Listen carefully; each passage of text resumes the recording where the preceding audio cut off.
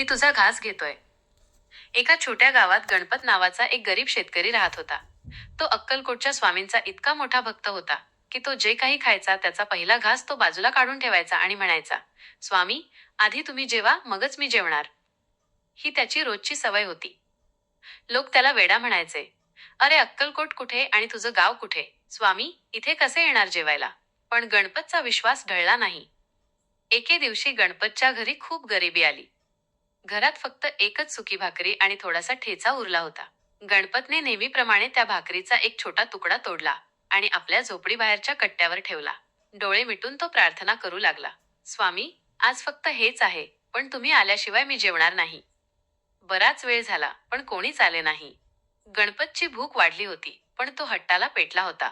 तेवढ्यात एक काळा कुट्ट पिसाळलेला कुत्रा धावत आला आणि त्याने तो भाकरीचा तुकडा पटकन तोंडात धरला आणि पळून गेला. गणपतला खूप राग आला.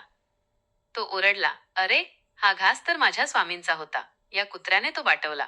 तो हातात काठी घेऊन त्या कुत्र्याच्या मागे धावला. कुत्रा धावत धावत एका जुन्या देवळाच्या मागे गेला आणि अचानक अदृश्य झाला. गणपत तिथे पोचला, पण त्याला कुत्रा कुठेच दिसला नाही.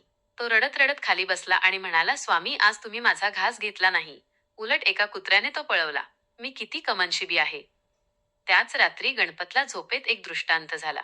समोर साक्षात स्वामी समर्थ उभे होते. त्यांच्या चेहऱ्यावर तेच तेज आणि ओठांवर मंद हास्य होतं.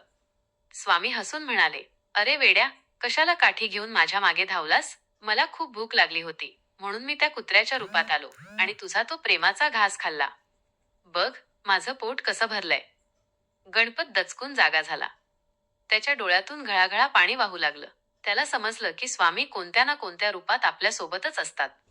आपण फक्त डोळसपणे त्यांना पाहायला हवं. त्याने मनोमन स्वामींच्या चरणांना स्पर्श केला आणि हवेत शब्द घुमले. भिऊ नकोस, मी तुझ्या पाठीशी आहे. तुझ्या पाठीशी आहे. स्वामींची अजून एखादी हृदयस्पर्शी कथा किंवा त्यांच्याबद्दल माहिती हवी असल्यास नक्की सांगा.